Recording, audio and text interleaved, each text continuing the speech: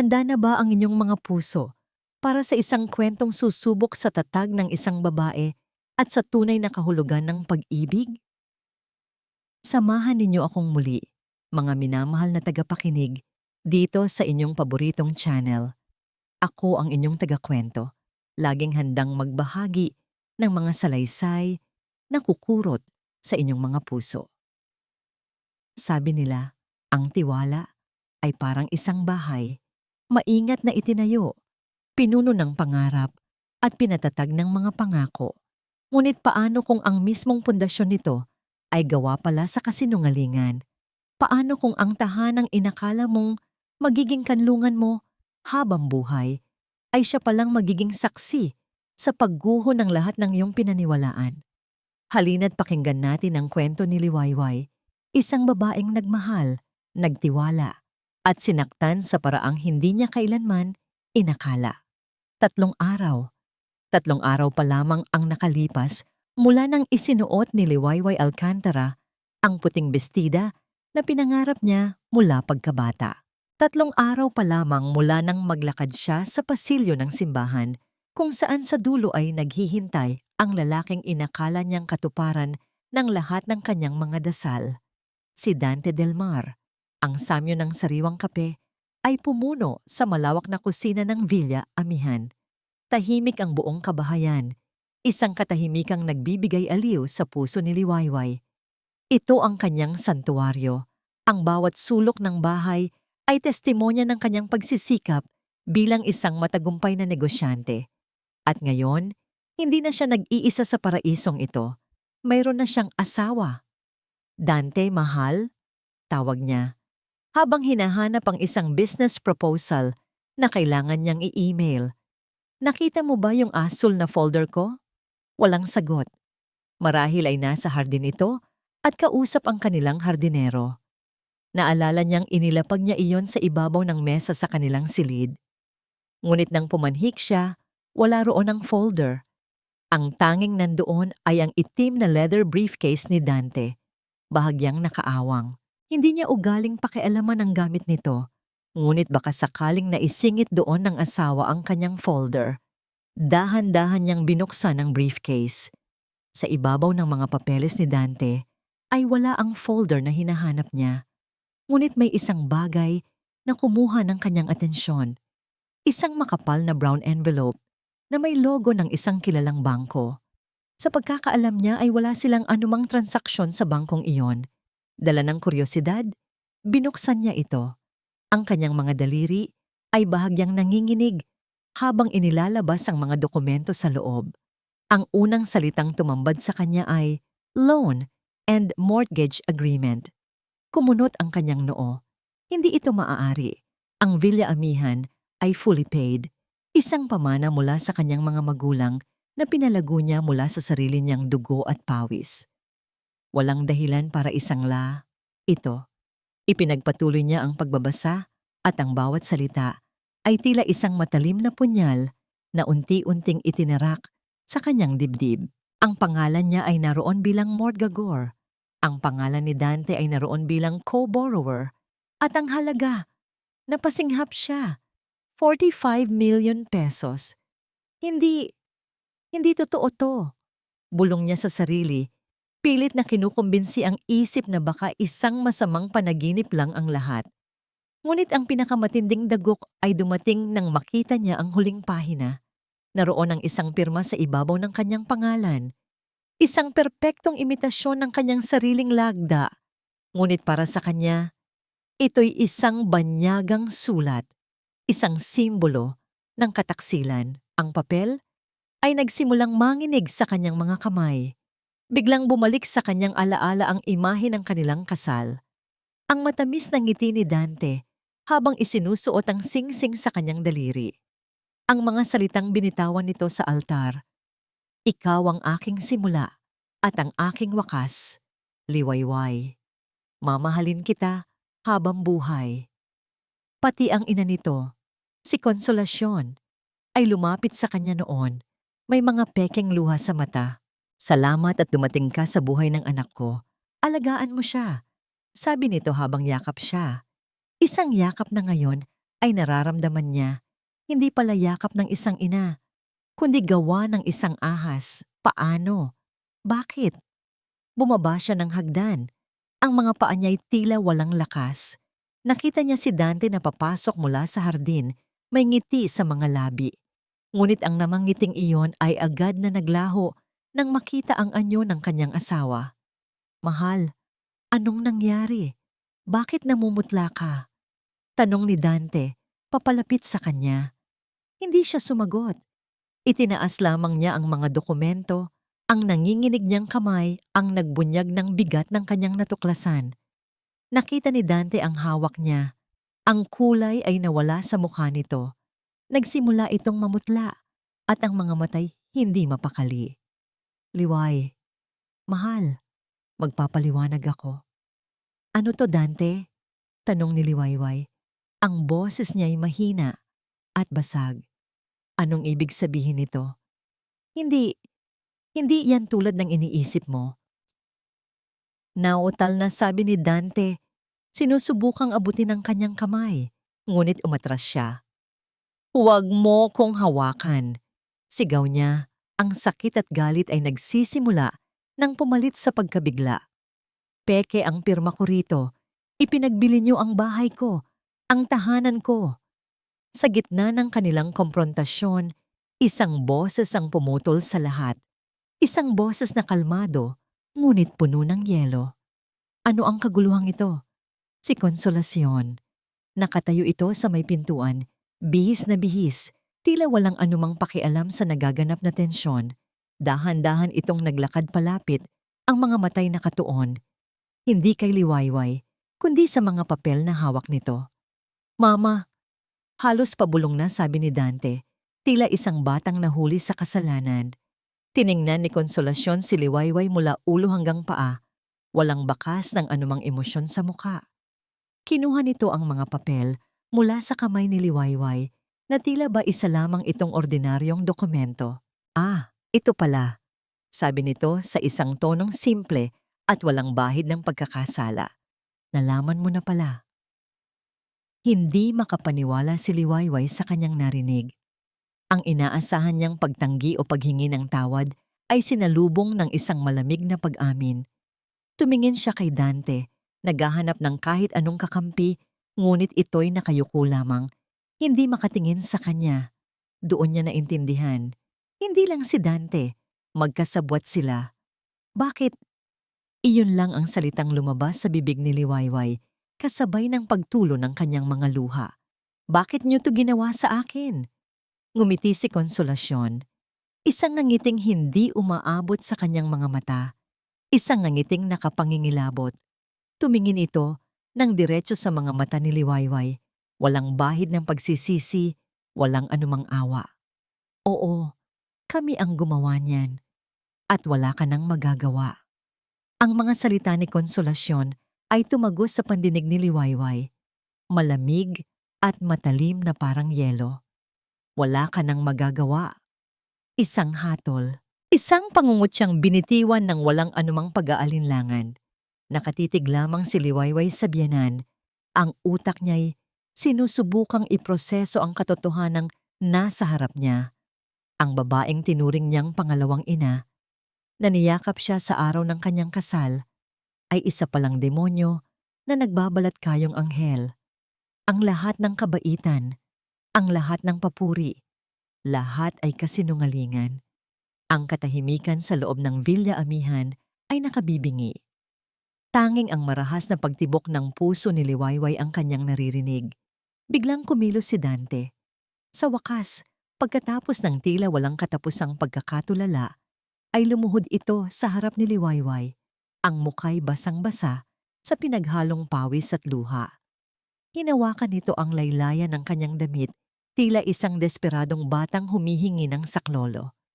Liway, patawarin mo ko. Patawarin mo kami. Humahagulgol na, sabi ni Dante. Hindi ko sinasadya. Napilitan lang ako. Mahal ko. Maniwala ka sa akin. Napilitan? Ang salitang yon ay pumutol sa pagkatulala ni Liwayway. Napalitan ito ng isang umuusbong na galit. Anong klaseng dahilan yan, Dante? Pinirmahan mo ang mga papel. Ipinagkanulo mo ko. Dahil sa sugal yiliway. Sigaw ni Dante, ang boses ay puno ng paghihinagpis. Malaki ang pagkakautang ko. Nagkapatong-patong. Pinagbabantaan na nila ang buhay ko. Sinabi ko kay mama at ito lang ang naisip niyang paraan para mailigtas ako. Para sa buhay ko, Liway. Ginawa namin to para mabuhay ako. Ang pag-amin ay hindi nagdulot ng awa kay Liwayway. Sa halip, lalo lamang itong nagpatibay sa kasuklam-suklam na katotohanan. Ipinagpalit siya ni Dante para sa sarili nitong mga pagkakamali. Ginamit siya bilang pambayad utang. At ako? Tanong ni Liwayway. Ang boses ay nanginginig sa galit. Paano naman ako? Paano naman ang tiwala ko? Ang pangarap ko? Ginamit niyo lang ako? Bago pa man makasagot si Dante, muling nagsalita si Konsolasyon. Ang boses ay may halong panunumbat. Huwag kang magmalinis, Liwayway. Kung tutuusin, may kasalanan ka rin. Gulat na napatingin si Liwayway sa matanda. Ano? Anong sinasabi ninyo? Mula pa noong una, ipinangangalandakan mo ang yaman mo. Sabi ni Konsolasyon, ang mga matay mapanuri. Itong mansyon mo, ang mga alahas mo, ang kumpanya mo. Akala mo ba hindi yan nakakatukso? Inilagay mo ang tukso sa harap ng anak ko. Kung naging simple ka lang sana, hindi sana mangyayari ito. Hindi makapaniwala si Liwayway sa kanyang naririnig. Ang kanyang pagsisikap ay ginawang kasalanan. Ang kanyang tagumpay ay ginawang bitag. Siya pa ngayon ang may kasalanan kung bakit sila naging mga mandaraya. Ito na ang sukdulan. Ang huling hibla ng kanyang pagtitimpi ay naputol. Kasalanan ko. Ulit niya, isang mapaklang tawa ang kumawala sa kanyang lalamunan. Kasalanan kong nagsumikap ako sa buhay. Kasalanan kong minahal ko ang isang duwag at isang magnanakaw. Tumingin siya kay Dante na nakaluhod pa rin sa sahig. Ang pagmamahal na naramdaman niya para dito, ilang oras lang ang nakalipas, ay napalitan ng matinding pandidiri. Hinubad niya ang kumikinang na singsing sa kanyang daliri. Ang simbolo ng kanilang pekeng pag-iibigan. Ito ba? Sabi niya. Itinaas ang singsing. Ito ba ang halaga ko sa inyo? At sa isang mabilis na galaw, ibinato niya ang singsing sa mukha ni Dante. Tumama ito sa pisngi nito bago bumagsak at gumulong sa malamig na marmol na sahig. Lumayas kayo! Sigaw ni Liwayway. Ang boses ay umalingaw-ngaw sa buong kabahayan. Ang sakit na kanina'y nakakuyom sa kanyang dibdib ay sumabog na. Lumayas kayo sa bahay ko, mga magnanakaw, mga manloloko. Walang nagawa si Dante kundi ang tumayo. Hawak ang pisnging tinamaan ng singsing. Hinila siya ni Konsolasyon na walang imik ngunit may matalim na tingin na ipinukol kay Liwayway bago sila tuluyang tumalikod at lumabas ng pinto. Nang magsara ang pinto, isang nakabibinging katahimikan ang muling bumalot sa paligid. Naiwan si Liwayway na mag-isa. Tumingin siya sa paligid ng kanyang sala. Ang mga palamuti, ang mga mamahaling muebles, ang mga regalong pangkasal na nakadisplay pa sa isang sulok. Lahat ng ito'y tila nanunuya sa kanya. Ang kanyang villa amihan, ang kanyang tahanan, ay naging isang malaking entablado ng isang masalimuot na dula ng panloloko. At siya ang bida na walang kamalay-malay, dahan-dahan siyang nanghina. Ang kanyang mga tuhod ay bumigay at napaupo siya sa sahig. Doon, sa gitna ng karangyaan ng kanyang nilikhang mundo, niyakap niya ang kanyang sarili at humagulgol ng walang tigil. Ang bawat patak ng kanyang luha ay dala ang bigat ng kataksilan, ng nawalang pangarap, at ng pusong winasak ng walang awa.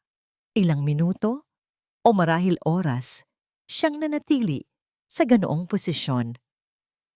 Nang maubos na ang kanyang luha, ang natira na lamang ay isang malalim na pakiramdam ng kawalan.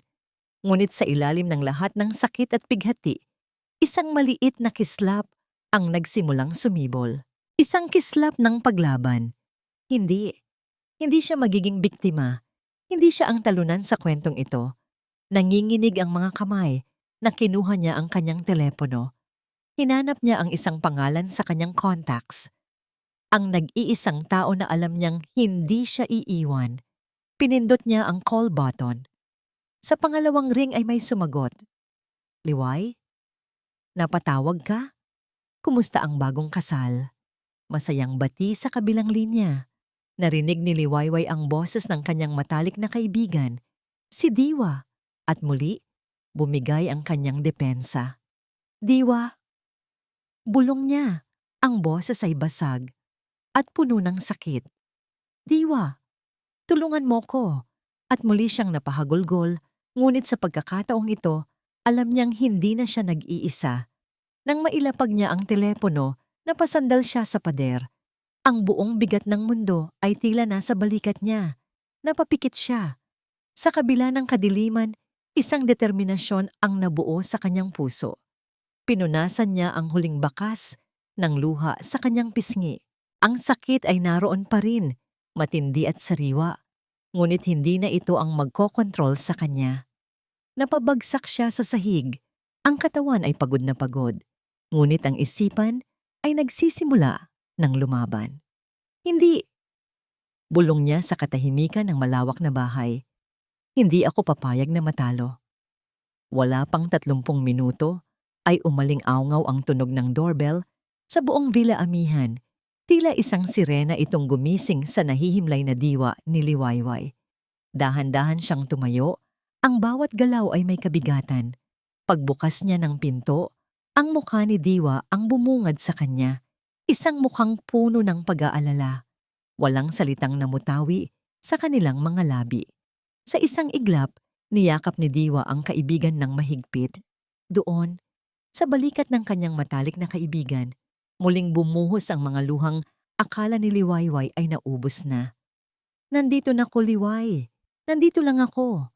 Paulit-ulit na bulong ni Diwa. Habang hinahaplos ang likod ni Liwayway, isinara ni Diwa ang pinto at inakay ang kaibigan papasok. Ang perpektong ayos ng sala ay nasira ng isang kumikinang na bagay sa sahig. Ang singsing.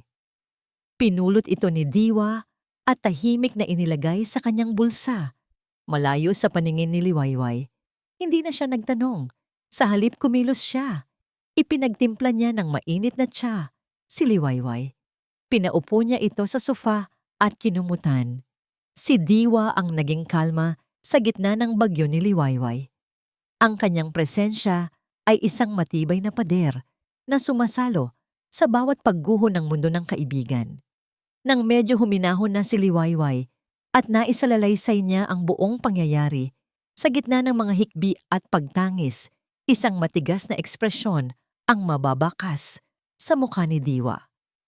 Mga hayop sila, mariing sabi ni Diwa. Walang puso. Anong gagawin ko, Diwa? Tanong ni Liwayway. Ang boses ay halos wala ng lakas. Wala na. Kinuha nila ang lahat.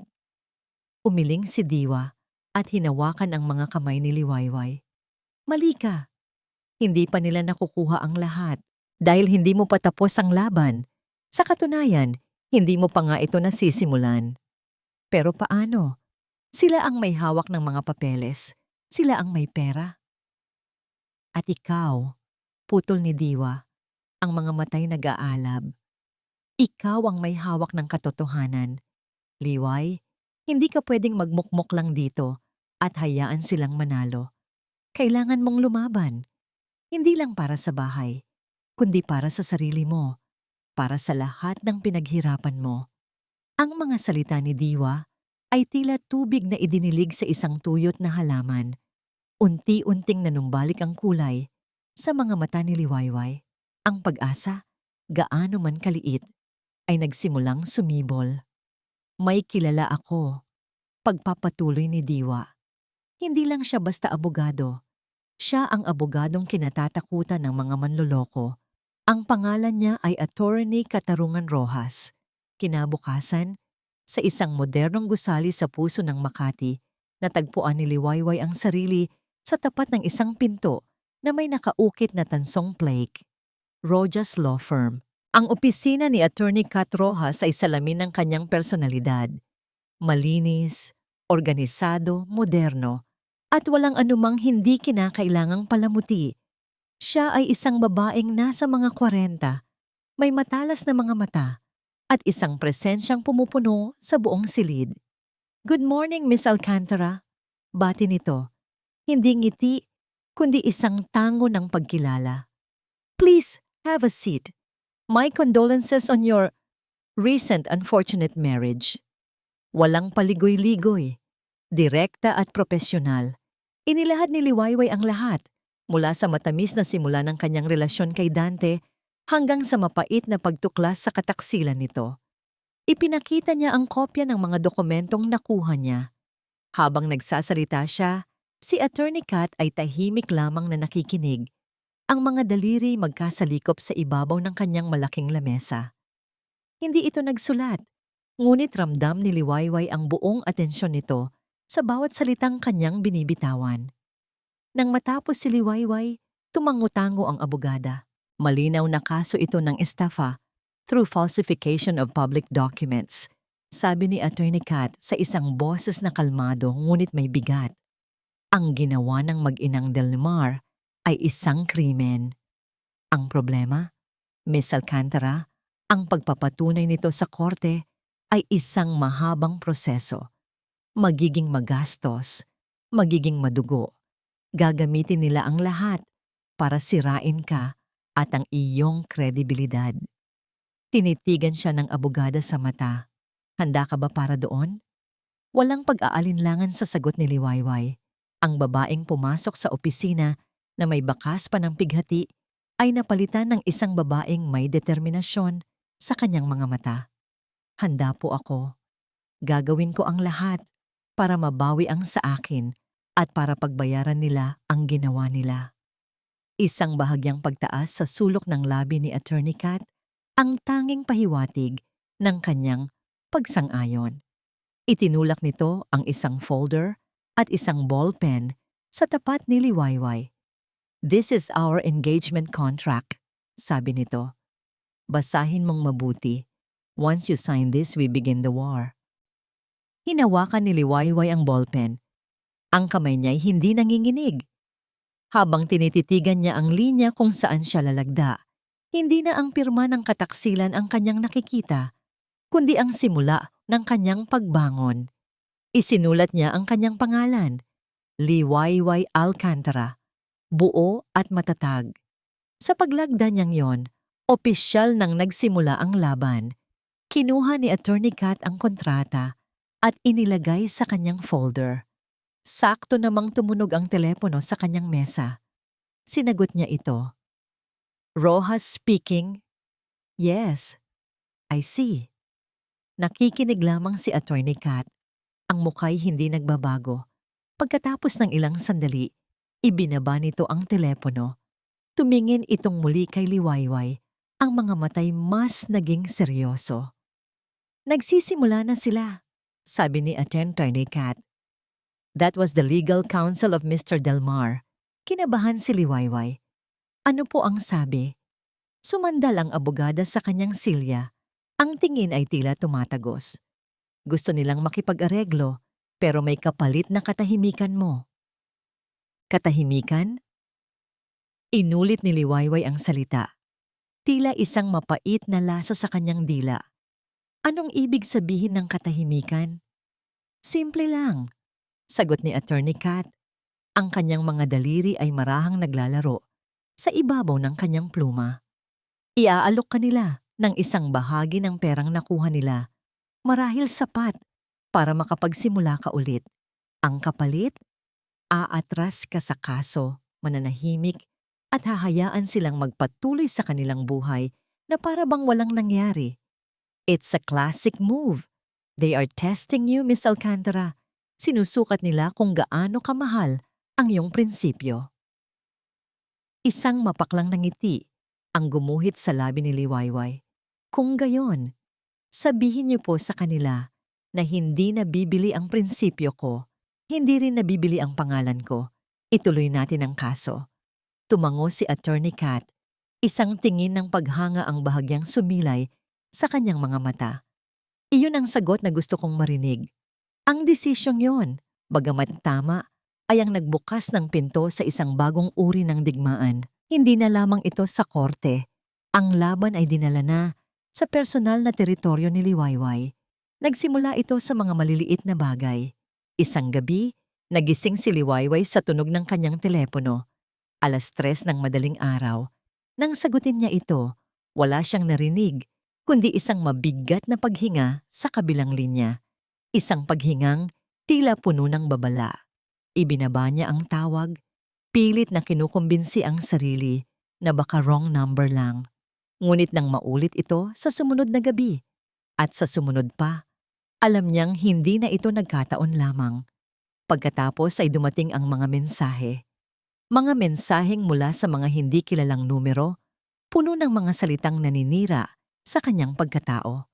Mga paratang na siya ay isang oportunista, isang babaeng ginagamit ang katawan para umasenso. May mga nagpadala pa ng mga lumang litrato niya na kasama ang mga dati niyang kliyente sa negosyo. Ngunit binigyan ng malisyosong kahulugan. "Huwag mong pansinin yan, Liway," sabi ni Diwa isang hapon habang ipinapakita niya rito ang mga kumakalat na tsismis sa social media. Malinaw na may isang taong sinadyang gumawa ng mga peking account para ikalat ang mga kasinungalingan tungkol sa kanya. Gusto ka lang nilang sirain, gusto nilang panghinaan ka ng loob.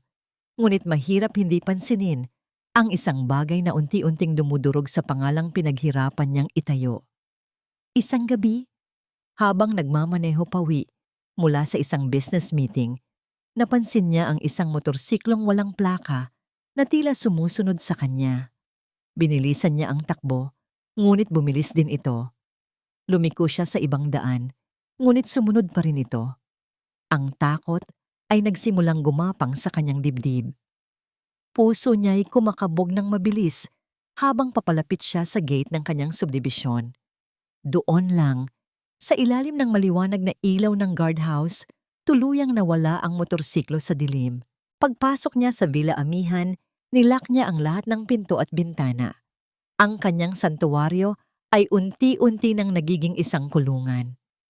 Sa gitna ng lahat ng ito, isang mensahe ang kanyang natanggap na ikinagulat niya. Galing ito kay Dante. "Liway, mag-usap tayo, please. Kahit saglit lang, para sa kaligtasan nating dalawa." Sa kabila ng payo ni Attorney Kat na huwag itong pansinin, may isang bahagi kay Liwayway na gustong marinig ang sasabihin nito. Pumayag siyang makipagkita sa isang maliit at tahimik na kapihan sa labas ng syudad kinabukasan. Dumating si Dante na mukhang ibang-iba sa lalaking pinakasalan niya. Payat ito, may maitim na bilog sa ilalim ng mga mata, at ang dating kumpiyansa ay napalitan ng pagkabalisa. "Salamat sa pagdating mo," sabi nito. Ang boses ay paos. "Anong kailangan mo, Dante?" Malamig na tanong ni Liwayway, walang balak na magpaligoy-ligoy pa. "Liway, iatras mo na ang kaso. Pakiusap nito." Ang mga matay nagmamakaawa. "Hindi mo kilala si Mama. Hindi mo alam ang kaya niyang gawin. Mapanganib siya. Ngayon mo lang yan sasabihin sa akin? Pagkatapos ng lahat?" Hindi makapaniwalang tugon ni Liwayway. "Natatakot ako, Liway, para sa'yo at para sa akin," sabi ni Dante. "Ang mga taong pinagkakautangan ko, hindi sila nagbibiro. At si Mama, gagawin niya ang lahat para makuha ang gusto niya. Pera lang ang mahalaga sa kanya. Kahit ang sarili niyang anak, gagamitin niya. Kaya please, umalis ka na. Kalimutan mo na ang lahat. Magtago ka habang may pagkakataon ka pa." Tinitigan ni Liwayway ang lalaking nasa harap niya. Ang dating pagmamahal ay napalitan ng awa. Awa sa isang lalaking duwag na hinayaang sirain ng sarili niyang ina, ang kanyang buhay at ang buhay ng iba. "Huli na ang lahat para dyan, Dante," matatag na sabi ni Liwayway. "Hindi ako aatras. Kung natatakot ka para sa sarili mo, dapat noon mo pa yan inisip bago mo ako niloko. Tumayo na si Liwayway para umalis. Liway, mag-iingat ka. Pahabol ni Dante. Seryoso ako. Hindi na lumingon si Liwayway. Ang pag-uusap na yon ay nag-iwan ng kakaibang kaba sa kanyang dibdib. Pinagsisihan niyang pumayag siyang makipagkita. Kinagabihan, pagdating niya sa Villa Amihan, mas maaga kaysa karaniwan. Tahimik at madilim ang paligid. Habang papalapit siya sa kanyang pinto, may napansin siyang isang bagay sa may paanan nito. Isang maliit na itim na bagay na nakapatong sa kanyang doormat. Noong unay inakala niyang dahon lang ito. Ngunit nang buksan niya ang ilaw sa kanyang porch, nanlamig ang buo niyang katawan. Ang kanyang puso ay tila tumigil sa pagtibok. Isang patay na daga. Maayos itong inilagay doon, tila isang handog. At sa tabi nito, may isang maliit na piraso ng papel na nakatupi. Nanginginig ang mga kamay na pinulot niya ito at binuksan. 2 salita lamang ang nakasulat, gamit ang pulang tinta na tila dugo. Huwag mong ituloy. Ang imahe ng patay na daga at ang mensaheng kulay dugo ay nanatili sa isipan ni Liwayway sa mga sumunod na araw. Ang dating payapa niyang pagtulog ay napalitan ng mga bangungot. Ang bawat anino sa kanyang bahay ay tila may buhay at ang bawat tunog sa gabi ay nagdudulot ng matinding kaba sa kanyang dibdib. Ipinagpatuloy niya ang kanyang trabaho. Pilit na ipinapakitang hindi siya apektado, ngunit ang totoo'y unti-unti siyang nauupos. Ang stress mula sa kaso, sa negosyo, at sa patuloy na pananakot ay nag-iwan ng marka sa kanyang kalusugan. Nagsimula siyang makaramdam ng madalas na pagkahilo at pagduduwal. Isinisisi niya ito sa puyat at sa kakulangan ng maayos na pagkain. Liway, magpahinga ka naman, paalala sa kanya ni Diwa isang gabi habang magkausap sila sa telepono. Hindi mo kailangang akuin ang lahat ng sabay-sabay. Baka magkasakit ka niyan. Kailangan kong maging malakas, Diwa, sagot ni Liwayway habang minamasahe ang kanyang sentido. Kapag nagpakita ako ng kahinaan, doon sila mananalo. Ngunit may mga bagay na hindi kayang kontrolin ng isip at determinasyon lamang. Isang hapon, sa gitna ng isang mahalagang pagpupulong kasama ang kanyang mga department heads, biglang umikot ang kanyang paningin. Ang mga boses sa paligid niya ay tila naging mahina at malayong alingawngaw. Ang puting conference table ay nagsimulang mag-iba ng kulay. Nagdidilim ang kanyang paningin. Ma'am Liway, ayos lang po kayo. Narinig niyang tanong ng kanyang sekretarya. Sinubukan niyang sumagot, ngunit walang salitang lumabas sa kanyang bibig. Ang huli niyang naramdaman ay ang pagbagsak ng kanyang katawan mula sa kinauupuan. At pagkatapos, kadiliman. Nagising si Liwayway sa isang silid na amoy antiseptiko. Ang matinding sikat ng ilaw sa kisame ay nakakasilaw. Napapikit siyang muli. Liway? Gising ka na? Ang boses ni Diwa. Dahan-dahan niyang iminulat ang kanyang mga mata. Nakikita niya ang nag-aalalang mukha ng kaibigan. Anong nangyari? Mahinang tanong niya. Nasaan ako? Nasa ospital ka. Hinimatay ka sa gitna ng meeting. Paliwanag ni Diwa habang inaayos ang unan sa likod niya. Sabi ko na sa'yo, kailangan mong magpahinga. Sobra mo nang pinapabayaan ang sarili mo. May kumatok sa pinto at pumasok ang isang doktora na may malumanay na ngiti. Good afternoon, Miss Alcantara. I'm Dr. Reyes. Mabuti naman at gising ka na. We've run some tests while you were unconscious. Ano pong sabi ng test, Doc? Stress lang po ba? Tanong ni Diwa. Ngumiti ang doktora. Well, the stress is definitely a factor, pero may isa pa kaming nalaman. Miss Alcantara, I'm not sure if this is good news or bad news for you at this moment, but congratulations! You're 6 weeks pregnant. Ang mga salita ng doktora ay tila isang bombang sumabog sa loob ng tahimik na silid. Buntis. Paulit-ulit na umikot ang salitang yon sa isip ni Liwayway. Hindi ito maproseso ng kanyang utak. Tumingin siya kay Diwa na nakatingin din sa kanya, ang mga matay ng lalaki sa pagkabigla. Tumingin siya sa doktora na naghihintay ng kanyang reaksyon. Ngunit walang reaksyon. Wala siyang maramdaman. Manhid.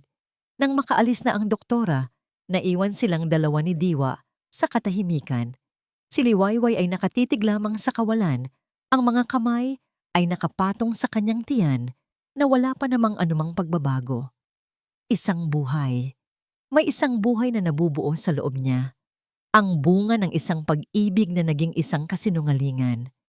Ang dugo ni Dante, ang dugo ng mga Delmar.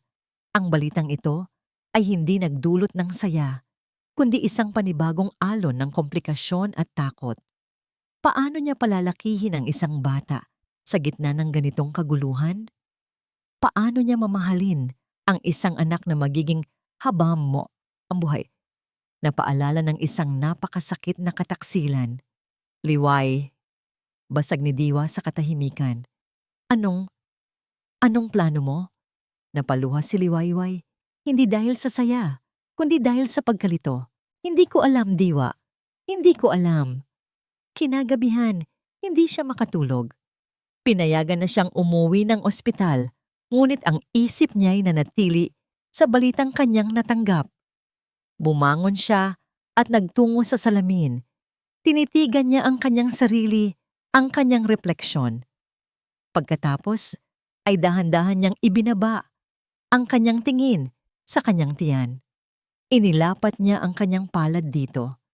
Sa unang pagkakataon, may naramdaman siyang kakaiba. Hindi ito galit o takot. Isang maliit na kislap ng proteksyon. Isang likas na pakiramdam ng isang ina. Oo, ang batang ito ay may dugo ni Dante. Ngunit dugo rin niya ito. Buhay niya. Walang kasalanan. Isang inosenteng buhay na nadamay sa kasalanan ng iba. Sa sandaling iyon, ang lahat ng kanyang pag-aalinlangan ay naglaho. Ang lahat ng kanyang takot ay napalitan ng isang bagong uri ng tapang. Hindi na lamang ito laban para sa isang bahay o para sa kanyang pangalan. Ang laban na ito ay para sa kinabukasan, para sa isang maliit na nilalang na umaasa sa kanya. Kinuha niya ang resulta ng ultrasound na ibinigay sa kanya sa ospital. Isang maliit at malabong tuldok sa itim na larawan. Ngunit para kay Liwayway, ang maliit na tuldok na yon ang naging pinakamaliwanag na ilaw sa gitna ng kadiliman. Ito ang kanyang bagong dahilan. Ang kanyang pinakamalakas na sandata. Nanginginig ang mga kamay na kinuha niya ang kanyang telepono at tinawagan ang numero ni Attorney Kat Rojas. Kahit 10 oras na ng gabi. Sumagot ito sa pangalawang ring. Attorney, sabi ni Liwayway, ang boses niya'y hindi na mahina o nag-aalinlangan. Ito'y buo at puno ng determinasyon. Attorney, mas lalo na ngayon, kailangan nating manalo para sa anak ko. Ang balita tungkol sa pagbubuntis ni Liwayway ay hindi na natiling lihim ng matagal. Sa mundong ginagalawan nila, ang mga pader ay may taingao at ang hangin ay may dalang balita. At tulad ng inaasahan, ang balitang ito ay nakarating sa taong pinakahuling gustong malaman ni Liwayway. Isang umaga, habang nag-aalmusal si Liwayway sa kanyang hardin, sinubukan niyang namnamin ang katahimikan at ang sariwang hangin. Isang ritual na kanyang ginagawa para palakasin ang kanyang loob.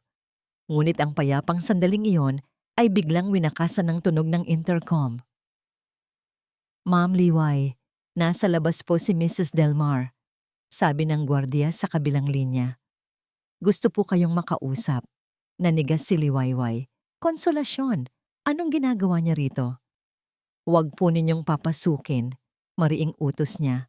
Pero ma'am, may dala po siyang basket ng prutas at mukhang nag-aalala po talaga sa inyo. Alanganing sagot ng gwardiya na halatang nadala sa palabas ng matanda. Bago pa man makasagot si Liwayway, ang boses ni Konsolasyon na ang kanyang narinig. Hija, Liwayway, ako ito. Nabalitaan ko ang nangyari. Nag-aalala ako sa'yo. Pakinggan mo naman ako para sa kapakanan ng magiging apo ko. Ang salitang apo ay tumusok sa puso ni Liwayway. Alam na niya at ginagamit na niya ito. Napabuntong hininga si Liwayway Kung hindi niya ito haharapin ngayon, gagawa at gagawa ito ng eksena sa labas ng kanyang gate. Sige, papasukin mo siya, pero sa sala lang. Ilang sandali pa, pumasok si Konsolasyon sa sala ng Villa Amihan. Ibang-iba ang kanyang anyo kumpara noong huli silang magkita. Wala na ang nagyayelong tingin at mapanuyang ngiti. Sa halip, ang suot niya'y isang simpleng bestida, ang mukha'y may bahid ng kunwaring pag-aalala, at ang mga mata'y pilit na pinaluluha. Hija, malamig na sabi nito, habang inilalapag ang basket ng prutas sa mesa. Salamat, at pinatuloy mo ako.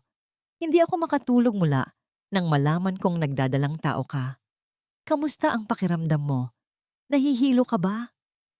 Hindi umimik si Liwayway. Nakaupo lamang siya sa isang silya, malayo dito. Ang mga braso'y nakahalukip-kip sa kanyang dibdib. Isang pader. Alam ko, galit ka pa rin sa amin. Pagpapatuloy ni Konsolasyon, umupo ito sa sofag malapit sa kanya. At naiintindihan ko, nagkamali ang anak ko, nagkamali kami. Ngunit ngayon, iba na ang sitwasyon. May isang inosenteng bata nang darating sa mundo. Ang apo ko, ang dugo ng mga Delmar. Binigyang diin niya ang huling mga salita. Hindi mo ba naiisip ang kinabukasan niya? Lalaki siyang walang ama, lalaki siyang may bahid ng iskandalo sa kanyang pangalan. Huwag ninyong gamitin ang anak ko sa inyong mga plano, Konsolasyon, malamig na tugon ni Liwayway. Isang malungkot na ngiti ang isinagot ni Konsolasyon. Hindi ito plano, Hija. Ito'y pagmamalasakit ng isang lola. Isipin mo, Liwayway. Pwede pa nating ayusin ito. Iurong mo na ang kaso. Hayaan mong akuin ni Dante ang responsibilidad niya bilang ama. Bubuo tayo ng isang pamilya para sa bata. Magkano ba ang kailangan mo? Ibabalik namin ang isang parte ng pera. Isipin mo na lang na bayad iyon sa lahat ng sakit ng ulo. Manahimik na tayong lahat para sa bata. Sa wakas, naintindihan na ni Liwayway. Ang lahat ng ito, ang pag-aalala, ang mga prutas, ang pagiging maamong tupa, ay isang bagong estratehiya lamang. Ang kanyang anak ay hindi apo sa mata ni Konsolasyon. Ito ay isang alas. Isang alas na gagamitin para pilitin siyang sumuko. Isang mapaklang tawa ang kumawala kay Liwayway. Hindi ko maintindihan kung paano ninyo nasisikmurang gawin ito. Ang alin, Hija? Ito, sabi ni Liwayway. Ang boses ay nagsimula ng tumaas. Ang pagpapanggap ninyo. Noong nakaraang linggo lang, nagpadala kayo ng patay na daga sa pintuan ko. Ngayon, nandito kayo at nag-aalok ng kapayapaan gamit ang sarili ninyong apo? Anong klaseng halimaw kayo? Biglang nagbago ang anyo ni Konsolasyon. Ang malambot na ekspresyon ay nawala at lumabas ang tunay na kulay nito. Ang mga matay muling nanlisik. Huwag kang magsalita na parang alam mo ang lahat. Matigas na sabi nito. Ginagawa ko lang kung anong kailangang gawin para protektahan ang anak ko at ngayon para protektahan ang lahi ko. Tumayo si Liwayway. Kung gayon, wala na tayong dapat pag-usapan pa. Talaga bang ipagkakait mo sa anak mo ang karapatan niyang magkaroon ng buong pamilya? Hamon ni Konsolasyon. Mas gugustuhin ko pang palakihin ang anak ko ng mag-isa kaysa palakihin siya sa isang pamilyang puno ng kasinungalingan at kasamaan. Matatag na sagot ni Liwayway. Ang dugo ninyo ay hindi isang karangalan. Isa itong sumpa at sisiguraduhin kong hindi madudungisan ang anak ko ng sumpang iyan. Napatayo si Konsolasyon sa galit. Ang kanyang pagpapanggap ay tuluyan ng gumuho. Magmamatigas ka ha? Sabi nito. Ang boses ay puno ng kamandag. Sa tingin mo ba, dahil buntis ka ay titigilan ka na namin? Nagkakamali ka no, mas lalo ka lang naming idiin. Titingnan natin kung hanggang saan yung tapang-tapangan mo kapag sinimulan na naming sirain ang lahat ng natitira sa'yo. Lumapit ito kay Liwayway, ang mukha'y ilang pulgada na lang ang layo. Sumpain ka sana. Bulong nito, puno ng galit. Sumpain ka sana at ang batang dinadala mo. Hindi natinag si Liwayway. Tinitigan niya ito ng diretso sa mata. Umalis na kayo. Bago pa man ako ang gumawa ng paraan para paalisin kayo. Nagsukatan sila ng tingin. Isang digmaan ng kalooban. Sa huli, si Konsolasyon ang unang bumigay. Tumalikod ito at naglakad palabas ng pinto. Ngunit bago ito tuluyang mawala, huminto ito at lumingon. Isang nakakatakot na ngiti ang muling sumilay sa kanyang mga labi. Tingnan natin kung sino ang mas matibay, ang isang babaeng nag-iisa o ang isang ina na gagawin ang lahat para sa kanyang anak. At sa mga salitang yon, umalis si Konsolasyon, iniwan si Liwayway na nanginginig, hindi sa takot, kundi sa nag-aalab na galit. Lumipas ang mga linggo. Ang banta ni Konsolasyon ay hindi na natiling mga salita lamang.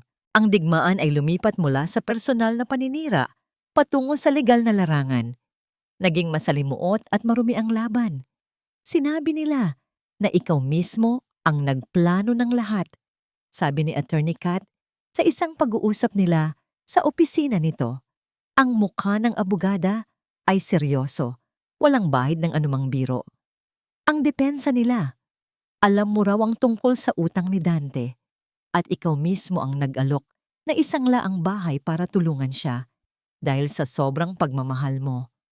Ngayon, dahil nagbago na raw ang isip mo, ginagamit mo ang pekeng pirma bilang isang paraan para makaganti. Walang katotohanan yan, bulalas ni Liwayway, hindi makapaniwala. Alam ko, mahinahong sagot ni Attorney Kat. Pero ang trabaho nila ay magtanim ng duda sa isip ng hukom. At sa ngayon, nagtatagumpay sila. Ang notaryo publikong nagpatunay sa dokumento ay biglang nawala. Ang mga empleyado ng bangko na nakausap ni Dante ay hindi na maalala ang eksaktong detalye ng transaksyon. Lahat ng posibleng testigo ay tila binayaran o tinakot para manahimik.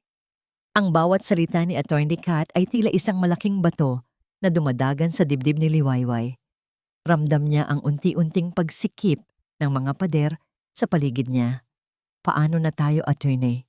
Tanong niya. Ang boses ay may bahid na ng pagkadismaya. Wala na ba tayong pag-asa? Tumingin si Attorney Kat sa labas ng bintana ng kanyang opisina kung saan tanaw ang nagtataasang gusali ng syudad. Sa isang laban na tulad nito, Miss Alcantara, ang ebidensya ay ang ating espada. Sa ngayon, ang espada natin ay mapurol. Kailangan natin ng isang bagay na matalim, isang bagay na hindi nila inaasahan. Umuwi si Liwayway ng araw na yon na may mabigat na kalooban. Habang nakaupo sa kanyang sala, napatingin siya sa paligid. Ang bawat gamit, ang bawat larawan, ay nagpapaalala sa kanya ng kanyang mga pangarap na ngayon ay tila abot kamay na lang ng pagkawala. Hinaplos niya ang kanyang tiyan na bahagya ng umuumbok. Para kanino pa ang laban na ito kung sa huli ay matatalo rin lang siya? Sa gitna ng kanyang pag-iisip, biglang tumunog ang kanyang telepono. Gabi na. Isang hindi rehistradong numero. Kinakabahan man ay sinagot niya ito. Miss Alcantara? Isang boses ng lalaki ang naririnig niya. Sino po ito? Ako po si Marco, isa sa mga paralegal ni Attorney Rojas. Ang boses ng lalaki ay tila nagmamadali at may halong excitement. Ma'am, pasensya na po sa abala, pero may nakita po kami. Biglang napaupo ng tuwid si Liwayway. Anong nakita ninyo? Habang sinusuri po namin ang mga lumang kaso na may kaugnayan sa pamilya Del Mar, may isang file kaming nahanap, isang kasong isinampalaban kay Konsolasyon Del Mar. 5 taon na ang nakalipas. Halos kapareho ng sa inyo, estafa, panloloko. Pero bigla na lang itong ini-atrace ng nagsampa. Anong ibig sabihin yan? Tanong ni Liwayway. Ang puso niya'y nagsimulang bumilis. Ma'am, mukhang hindi po kayo ang unang biktima. Ang mga salitang iyon ay naghatid ng kuryente sa buong katawan ni Liwayway. Hindi siya ang una, may iba pa. Sino siya? Nasaan siya? Sunod-sunod niyang tanong. Ang pangalan niya po ay Alona Reyes. Ayon sa file, nakatira siya noon sa Maynila. Pero pagkatapos iatras ang kaso, lumipat siya sa isang maliit na probinsya sa Quezon. Ma'am, ito na po siguro yung hinahanap natin. Isang testigo. Isang taong makapagpapatunay na modus operandi na talaga ito ni Consolacion. Pagkatapos ng tawag, hindi mapakali si Liwayway. Isang pangalan, isang pag-asa, Alona Reyes. Kinabukasan, agad siyang nagtungo sa opisina ni Attorney Kat. Ipinakita sa kanya ng abogada ang lumang file. Naroon ang litrato ni Alona, isang babaeng may maamong muka at matamis na ngiti. Ayon sa ulat, isa itong guro na naakit din sa mga matatamis na salita ni Dante at sa mga pangako ni Consolacion. Nawalan ito ng halos 2 milyong piso ang buong ipon nito sa pagtuturo. Sinubukan na namin siyang tawagan. Sabi ni Attorney Kat, ang mukha'y seryoso. Pero tila pinalitan na niya ang kanyang numero. Nagpadala na ako ng isang investigador sa address niya sa Quezon. Kailangan nating maging maingat. Malamang, tinakot din siya kaya niya iniatras ang kaso noon. Ang mga sumunod na araw ay tila isang walang katapusang paghihintay. Bawat tunog ng telepono ay inaasahan ni Liwayway na magdadala ng magandang balita. Ngunit wala. Ang investigador ay nahirapang hanapin si Alona. Tila nagtatago ito sa mundo. Isang gabi, halos hating gabi na, tumawag si Attorney Kat. Ang boses nito sa kabilang linya ay pagod, ngunit may kakaibang tono. Liwayway, I have news. Nahanap niyo na po ba siya? Agad na tanong ni Liwayway, napabangon mula sa pagkakahiga. Nagkaroon ng isang maikling katahimikan sa kabilang linya bago sumagot ang abogada. Nahanap na namin siya, Liway, pero may isang malaking problema. Huminto muli si Attorney Kat, tila nag-aalangang sabihin ang susunod. Ayaw niyang magsalita. Ayaw niyang magsalita. Ang mga salitang yun mula kay Attorney Kat ay parang isang malakas na sampal kay Liwayway. Ang pag-asang umusbong sa kanyang puso sa loob ng ilang araw ay biglang naglaho, na parang isang kandilang hinipan ng malakas na hangin. Anong ibig ninyong sabihin na ayaw niyang magsalita? Tanong ni Liwayway, pilit na kinokontrol ang panginginig ng kanyang boses. Takot siya, Liwayway. Paliwanag ni Attorney Kat sa kabilang linya.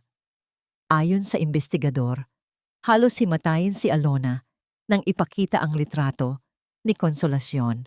Paulit-ulit niyang sinasabi na tapos na ang usaping iyon at ayaw na niyang madamay pa. Malinaw na may ginawa sa kanya ang mga Delmar noon na labis niyang ikinatakot. Hindi natin siya masisisi at hindi rin natin siya mapipilit. Pagkatapos ng tawag, napaupo si Liwayway sa dilim ng kanyang silid. Naramdaman niya ang pagbabalik ng pamilyar na bigat sa kanyang dibdib. Ganoon na lang ba yon? Isang hakbang na lang sana. Ngunit ang pinto ng pag-asa ay muling isinara. Ngunit habang nakaupo siya roon, hinahaplos ang kanyang tiyan. Isang bagong kaisipan ang pumasok sa kanyang isip. Siguro, hindi abogado o investigador ang kailangan ni Alona. Siguro, ang kailangan niya ay isang taong nakakaintindi sa kanya. Isang taong dumaan din sa parehong bangungot. Kinaumagahan, tinawagan niya si Attorney Kat. Attorney, gusto ko po siyang puntahan. Liwayway, delikado iyan. Hindi po ako pupunta doon para pilitin siya. Putol ni Liwayway. Pupunta ako doon para kausapin siya. Bilang isang babae, bilang isang biktima. Ibigay niyo lang po sa akin ang address. Ako na po ang bahala. Pagkatapos ng mahabang pag-aatubili, pumayag din ang abogada. Ang biyahe papuntang Quezon ay mahaba. Bawat kilometrong tinatakbo ng sasakyan ay nagbibigay daan sa mga pag-aalinlangan sa isip ni Liwayway. Paano kung hindi siya pakinggan ni Alona?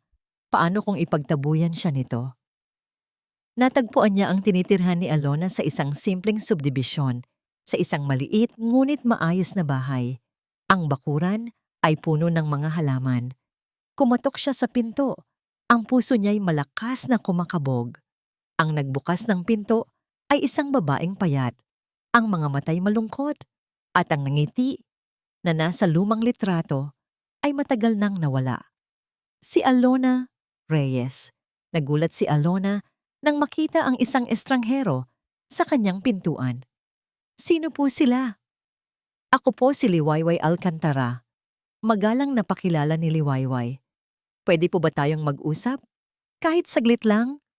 Nang marinig ang kanyang pangalan, biglang namutla si Alona. Alam nito kung sino siya. Pasensya na, pero wala tayong dapat pag-usapan, sabi nito, at akmang isasara na ang pinto. Tungkol po ito kay Consolacion del Mar, mabilis na sabi ni Liwayway. Sa pagbanggit ng pangalan, natigilan si Alona. Ang takot sa kanyang mga mata ay hindi maitatago. Please, pakiusap ni Liwayway. Ang boses niya ay puno ng sinseridad. Hindi po ako taga-gobyerno o abogado.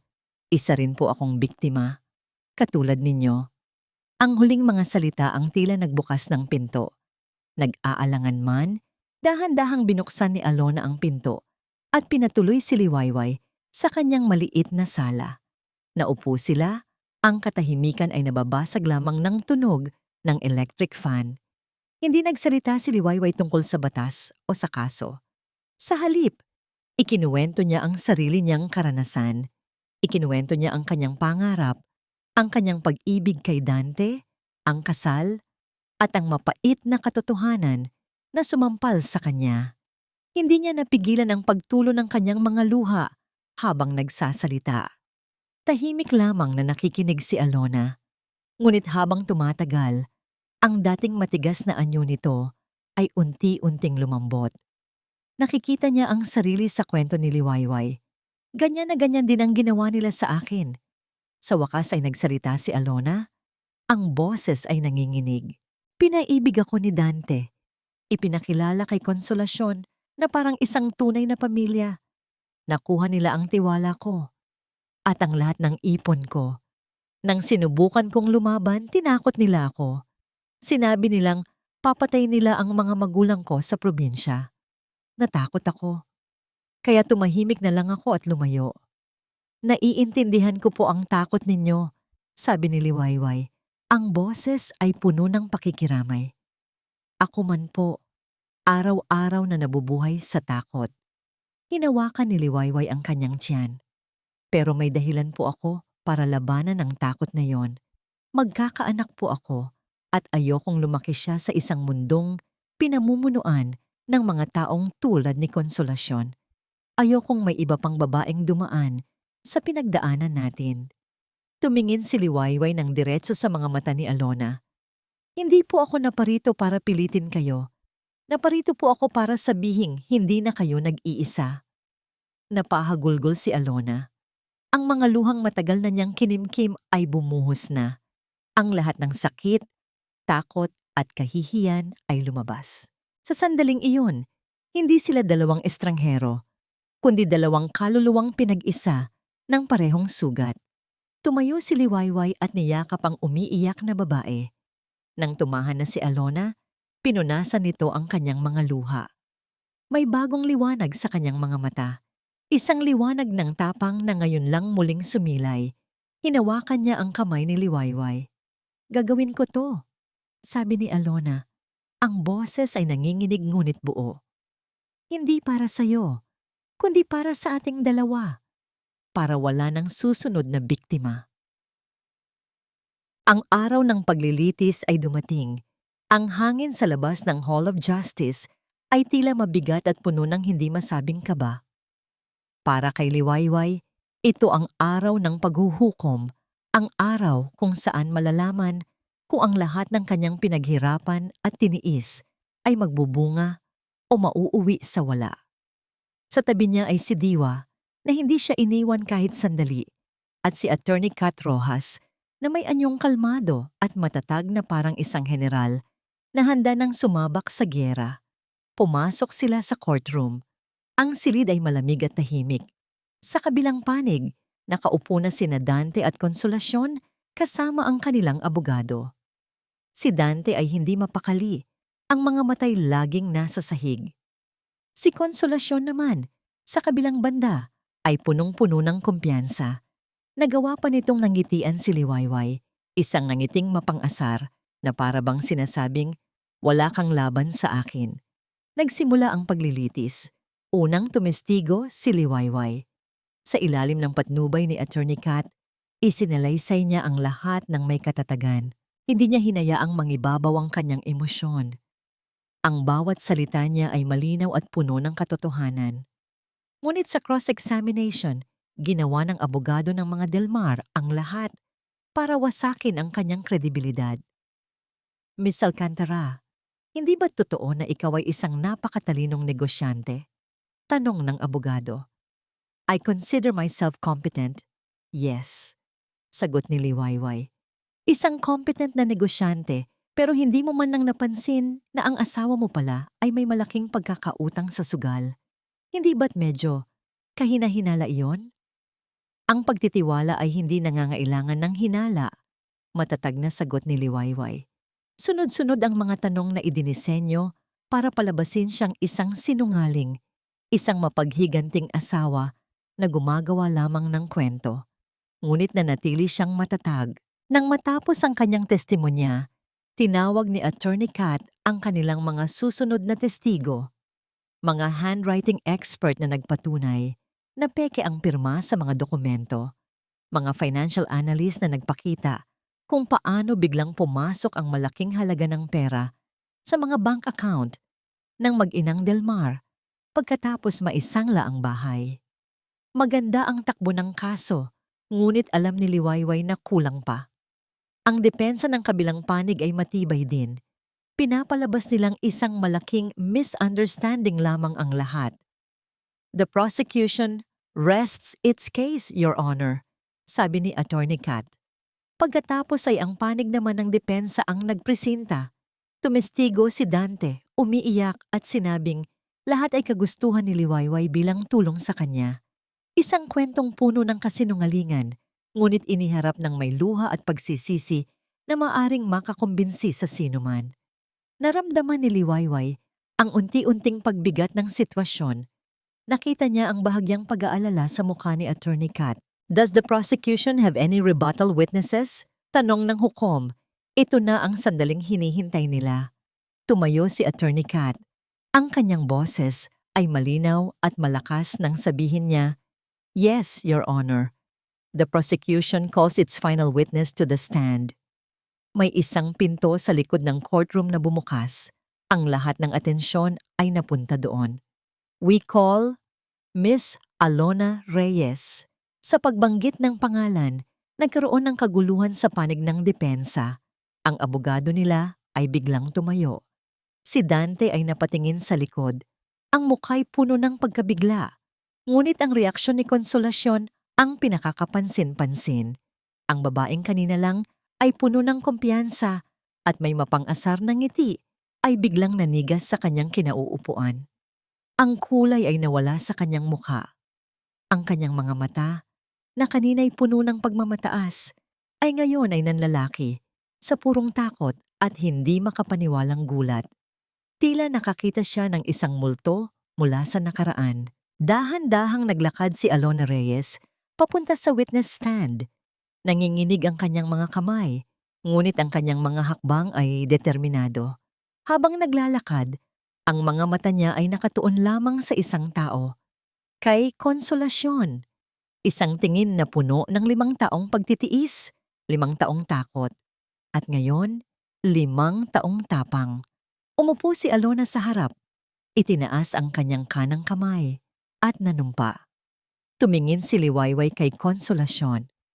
Ang maskara ay tuluyan ng nalaglag. Ang dating reyna ay isa na ngayong bilanggo ng sarili niyang mga kasalanan.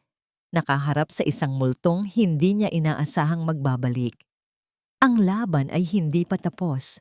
Ngunit sa sandaling iyon, alam na ni Liwayway, panalo na sila. Nang magsimulang magsalita si Alona Reyes, ang buong courtroom ay tila huminto sa paghinga. Ang kanyang boses, bagamat bahagyang nanginginig sa simula, ay unti-unting lumakas habang isinasalaysay niya ang kanyang kwento. 5 taon na po ang nakalipas. Panimula niya ang tingin ay hindi inaalis sa hukom. Nakilala ko po si Dante Del Mar at ang kanyang ina, si Consolacion. Sa bawat salita ni Alona, isang piraso ng nakaraan ang nabubuo. Detalyado niyang ikinuwento ang halos kaparehong modus operandi na ginawa kay Liwayway, ang panliligaw ni Dante, ang pagpapakilala kay Consolacion bilang isang mabait at mapagmahal na ina, ang pag-engganyo sa kanya na mag-invest sa isang pekeng negosyo, ang pagkawala ng kanyang 2 milyong piso. Nang sinubukan ko pong maningil, doon po lumabas ang tunay nilang kulay. Pagpapatuloy ni Alona, ang mga luha ay nagsimula nang mamuo sa kanyang mga mata. Pinagbantaan po ako ni Consolacion.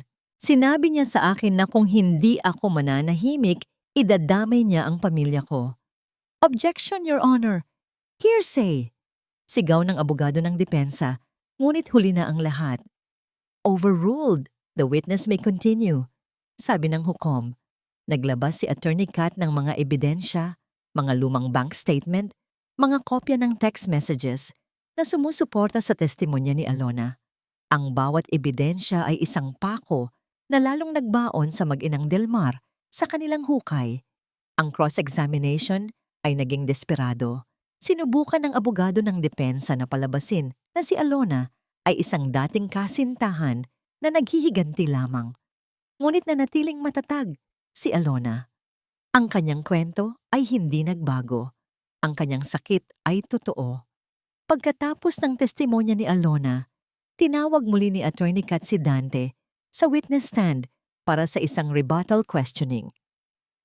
Mr. Del Mar, simula ni Attorney Kat, ang boses ay kalmado, ngunit may talim. Itinanggi ninyo kanina na may alam kayo sa anumang panloloko. Ngunit paano ninyo maipapaliwanag ang testimonya ni Miss Reyes? Isang babaeng wala namang koneksyon kay Miss Alcantara, ngunit may halos parehong kwento ng kataksilan. Si Dante ay hindi na mapakali. Pinagpapawisan siya ng malapot. Tumingin siya sa kanyang ina, naghahanap ng tulong, ngunit si Consolacion ay nakatitig lamang sa kawalan. Ang mukha'y tila isang maskarang gawa sa bato.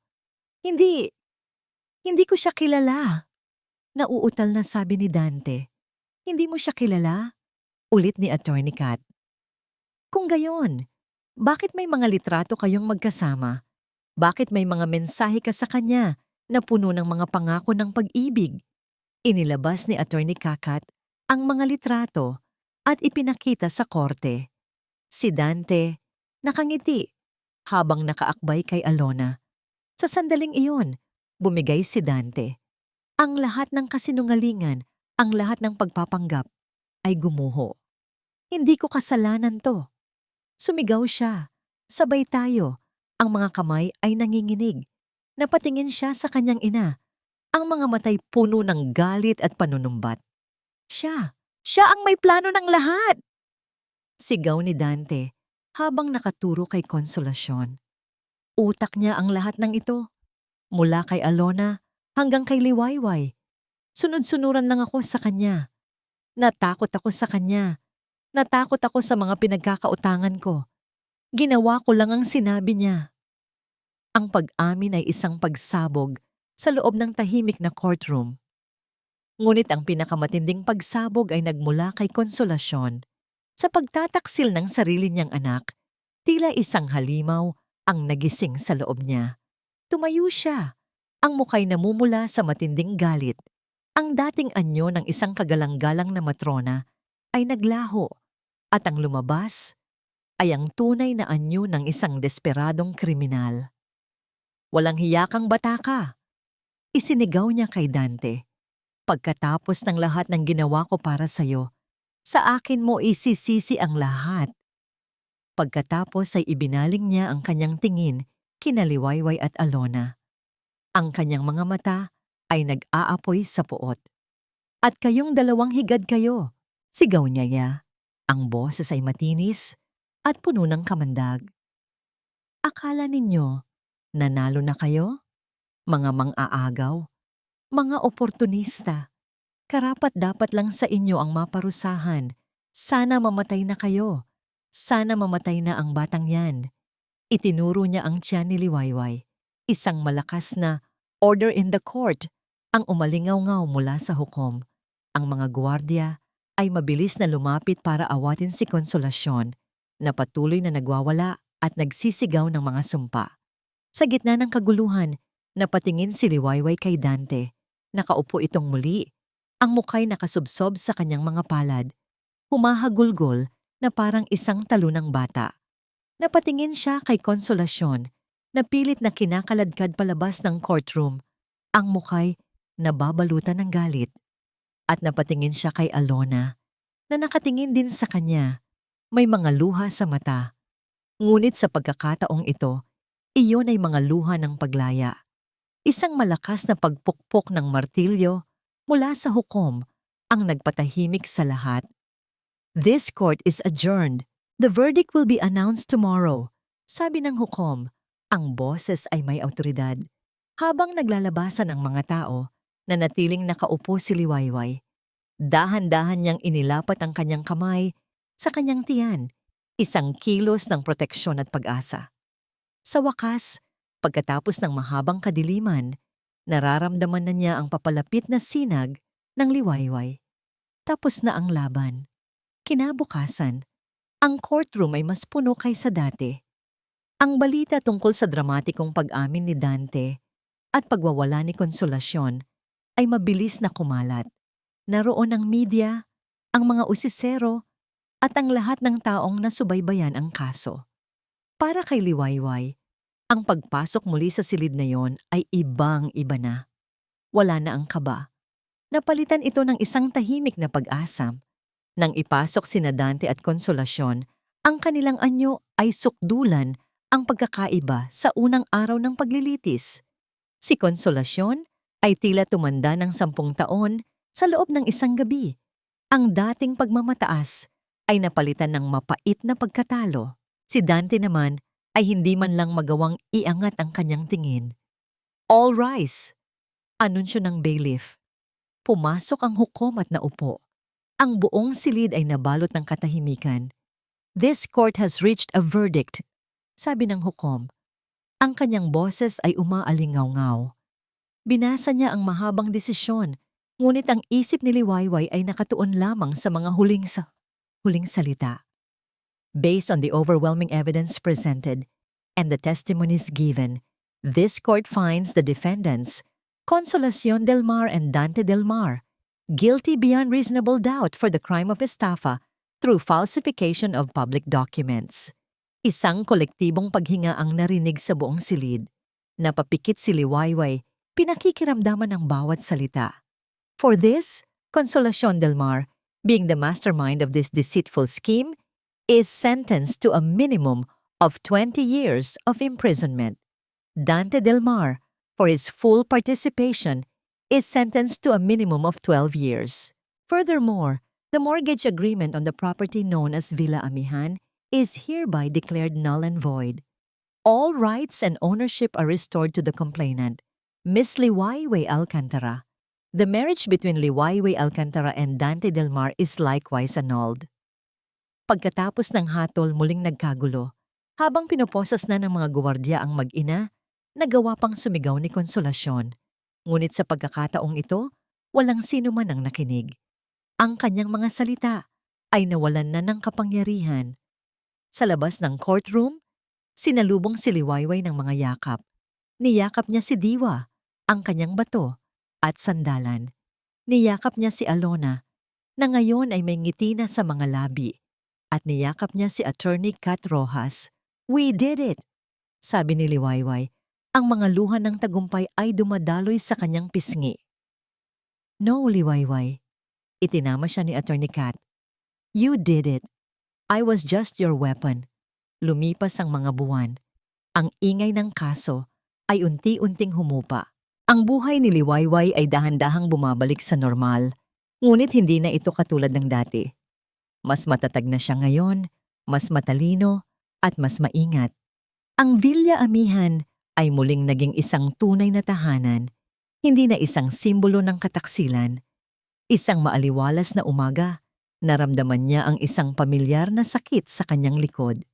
At pagkatapos, ang paghilab, oras na, sa ospital, kasama niya si Diwa sa bawat sandali. Ang kanyang pagsilang ay hindi naging madali. Ngunit ang bawat hirap ay naglaho nang marinig niya ang unang iyak ng kanyang anak. Isang malusog na sanggol na babae, nang iabot sa kanya ng nurse ang munting anghel na puno ng luha ang kanyang mga mata. Ang maliliit nitong daliri, ang maliit nitong ilong, ang perpektong hugis ng bibig nito. Ang lahat ng sakit, lahat ng paghihirap, ay nagkaroon ng kahulugan sa sandaling iyon. Tinitigan niya ang kanyang anak, na dahan-dahang iminumulat ang mga mata. "Anong ipapangalan mo sa kanya?" tanong ni Diwa, na mangiyak-ngiyak din sa tuwa. Ngumiti si Liwayway. Hinaplos niya ang malambot na pisngi ng sanggol. Pagkatapos ng mahabang gabi ng kadiliman sa kanyang buhay, narito na ang kanyang umaga. Sinag, bulong niya. Ang pangalan niya ay Sinag. Habang yakap niya ang kanyang anak, naramdaman ni Liwayway ang isang kapayapaang hindi niya pa naramdaman kailanman. Hindi na mahalaga ang nakaraan. Hindi na mahalaga ang sakit na idinulot ni Dante at Konsolasyon. Ang mahalaga ay ang ngayon at ang bukas na haharapin niya kasama ang kanyang munting Sinag. Nagtanong si Diwa habang pinagmamasdan niya ang mag-ina. "Liway, pinagsisisihan mo ba ang lahat ng nangyari?" Tumingin si Liwayway mula kay Sinag patungo sa kanyang kaibigan.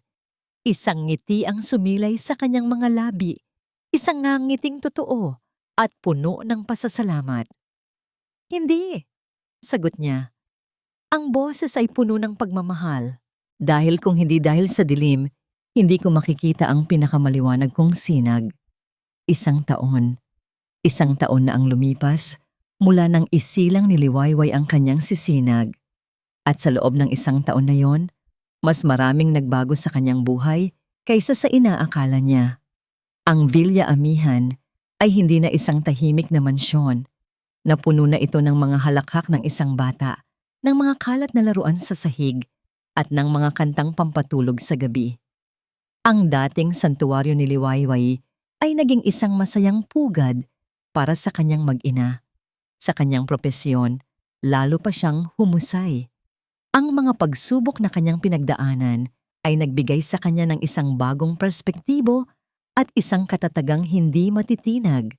Pinalago niya ang kanyang kumpanya, nagbukas ng mga bagong oportunidad, at naging isang inspirasyon sa maraming kababaihan sa mundo ng negosyo.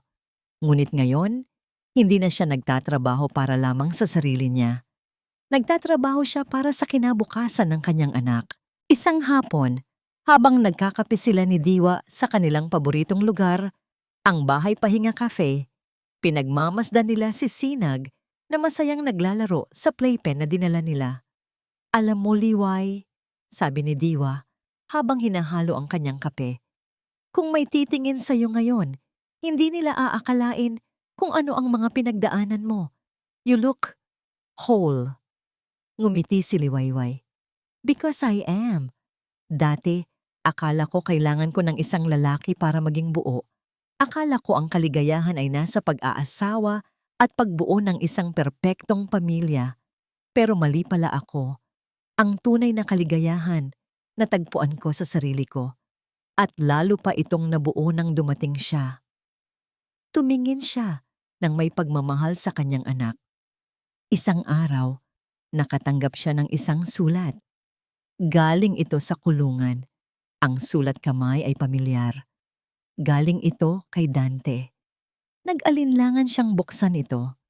Ano pa ba ang sasabihin nito na hindi pa niya narinig?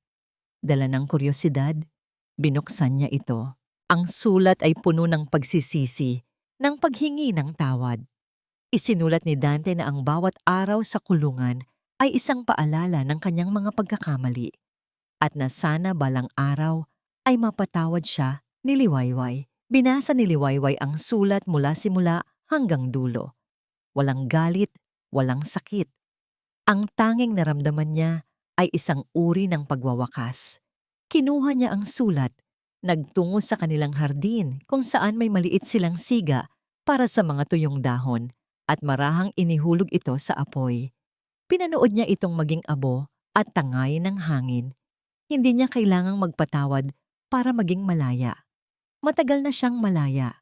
Kinaumagahan, maagang nagising si Liwayway gaya ng kanyang nakasanayan.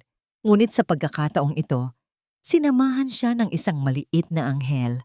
Dinala niya si Sinag sa balkonahe ng kanyang silid kung saan tanaw nila ang unti-unting pagsikat ng araw sa silangan. Ang langit ay nag-aagawang dilim at liwanag. Ang mga kulay kahel, rosas at ginto ay dahan-dahang ipinipinta sa kalangitan. Tingnan mo anak, bulong ni Liwayway habang yakap-yakap ang kanyang munting sinag. Ang ganda, di ba? Yan ang Liwayway.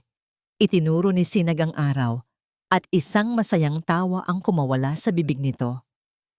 Sa sandaling iyon, habang yakap niya ang kanyang anak at pinagmamasdan ang bagong umaga, naramdaman ni Liwayway ang isang ganap na kasiyahan. Ang kanyang paglalakbay ay naging mahirap. Dumaan siya sa pinakamatinding sakit ng kataksilan. Hinarap niya ang takot. Ngunit sa huli, hindi lang niya nabawi ang kanyang bahay at ang kanyang pangalan. Nabawi niya ang kanyang sarili at natagpuan niya ang isang pag-ibig na mas dalisay at mas makapangyarihan kaysa sa lahat, ang pag-ibig ng isang ina. Hindi na siya ang Liwayway na naghihintay lang ng kanyang happily ever after. Siya na ang nagsusulat nito. Anak, muli niyang bulong habang hinahalikan ang tuktok ng ulo nito. Tayo ang gagawa ng sarili nating kwento. At sa pag-angat ng araw, kasama ang kanyang sinag, isang bagong kabanata ang kanilang sinimulan. At dito po nagtatapos ang kwento ni Liwayway. Isang kwentong nagpapatunay na kahit gaano pa kadilim ang gabi, laging may pag-asang hatid ang pagsikat ng araw. Ang tunay na aral sa kwentong ito ay hindi lamang tungkol sa pagbangon mula sa isang masakit na pagkabigo. Ito ay isang paalala na ang ating halaga ay hindi nakasalalay sa ibang tao. Ang tunay na lakas ay matatagpuan sa loob ng ating sarili at ang pinakadalisay na pag-ibig ay madalas na dumarating sa mga paraang hindi natin inaasahan. Huwag tayong matakot na muling isulat ang ating kwento, gaano man kapait ang naunang kabanata. Maraming salamat po sa inyong walang sawang pagsubaybay. Naway may napulot kayong aral at inspirasyon sa kwento ni Liwayway. Ano po ang masasabi ninyo sa kanyang naging kapalaran? At anong klaseng kwento naman ang gusto ninyong marinig sa susunod? I-comment lamang po sa ibaba. Ang inyong mga saloobin ay mahalaga sa amin. Hindi dito nagtatapos ang ating paglalakbay. Marami pa pong kwentong kasing ganda at mas puno ng aral dito sa aming channel. Kung nagustuhan nyo ang kwentong ito, i-like, i-share sa pamilya at mga kaibigan, at mag-subscribe na rin para lagi kayong updated sa mga susunod pa naming kwento. I-click niyo ang notification bell para kayo ang unang makarinig kapag may bago kaming upload. Pagpalain po kayo ng Panginoon, kayo at ang inyong buong pamilya. Hanggang sa muli.